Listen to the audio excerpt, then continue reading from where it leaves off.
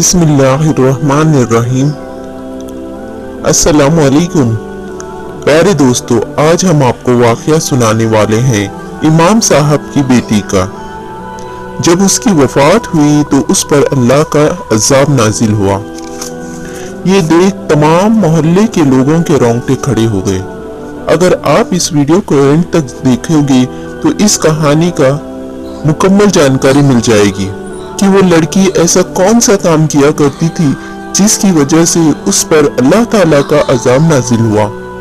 किसी गांव में एक इमाम साहब रहा करता था जिसका नाम अब्दुल्ला था। वो बहुत ही नेक और परहेज़गार इंसान था। वो अपने गांव की मस्जिद में इमामत का काम किया करता था।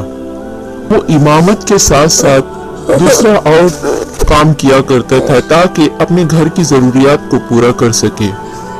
इमाम साहब शादीशुदा थे जिसके यहाँ अल्लाह के करम और फजल से 5 बेटियां थी। इमाम साहब हर वक्त काम में मसरूफ रहता था। वो ये सोचकर कि 5 बेटियां हैं और इनकी तमाम हकूक और जरूरियात को पूरा करना है, इमाम साहब सिर्फ और सिर्फ जुम्मा के दिन घर पर रहा करते थे। इमाम साहब जब भी घर पर रहता था तो वो देखता था कि उसकी बेटियां एक बंद कमरे में हर वक्त टीवी देखने में मशगूल रहा करती थी। या रसूलुल्लाह, इसे देखकर अब्दुल्ला अपने बेगम से कहने लगा, रब ने दिया कि उसमें राजी हो जा, बच्चियों की परवरिश किया करे। या रसूलुल्लाह, जिल्लत क्या है और नेक फरमाया करे, लालच न कर वरना ज़लील हो जाया करे। लेकिन अब्दुल्ला की बेगम कभी अब्दुल्ला की बात ना मानी। इसी तरह कुछ दिन गुजर गए। रमजान का महीना शुरू हुआ। जुम्मा का दिन था। अब्दुल्ला घर पर ही था। वो देख रहा था कि उसकी बेटियां एक कमरे में टीवी देखने में और बेहुदा नाच गाना देखने और करने में मशगूल थी। ये देखकर अब्दुल्ला को बहुत ही गुस्सा आया। अब्दुल्ला आग बगोला हो गया और जाकर अपनी बेटी को थप्पड़ मारा। ये देखकर अब्दुल्ला की बेगम उस पर भड़क गई और कहने लगी, लेकिन इमाम साहब फिर से कहने लगा कि ये मेरी बेटियां दिन ब दिन हाथ से निकलती जा रही है, इनकी परवरिश नेक किया करे, सारा दिन तुम घर पर रहा करती हो, इनका ख्याल रखा करे। ये कहते हुए वो इमाम बाहर निकल गया और मस्जिद की तरफ चला गया। रोजा इफ्तारी का टाइम हो चुका था। रोजा थे दोनों माँ बाप और बेटियों ने रोजा इफ्तारी के लिए जब माँ ने आवाज दी कि अज़ान का वक्त हो गया है, नीचे आ जाए ताकि सब मिलकर इफ्तारी करें और नमाज पढ़े, लेकिन फिर भी वो लड़कियों ने नीचे नहीं आया और नमाज और रोजे के टाइम पर उन्होंने टीवी देखने में मशगूल रही। इमाम साहब मस्जिद गए, नमाज पढ़ी और औलाद की नेक हिदायत के लिए अल्लाह से दुआ मांगी। उतने में ही एक लड़का दौड़ता हुआ मस्जिद पहुंचा और कहने लगा, इमाम साहब, तुम्हारी एक बेटी इस दुनिया से वफात कर गई है। ये बात सुनकर इमाम साहब दौड़ता हुआ घर पहुंचा।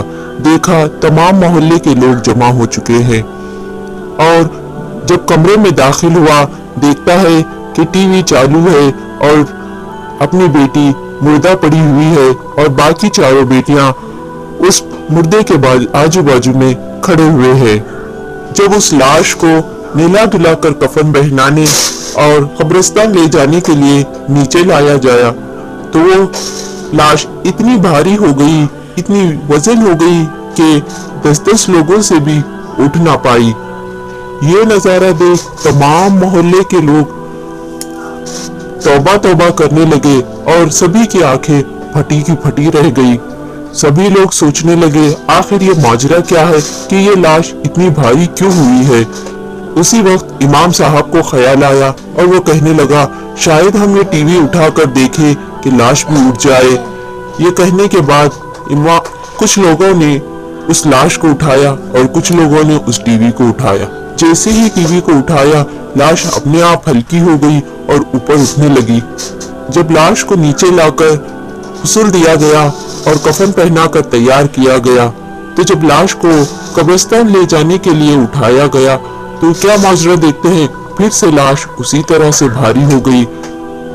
फिर सारे लोग कहने लगे, ये टीवी को साथ लेकर ही हम कब्रिस्तान जाए, तभी ये लाश उठ सकती है। उसके बाद लोगों ने उस टीवी को साथ लेकर ही कब्रिस्तान पहुंचे।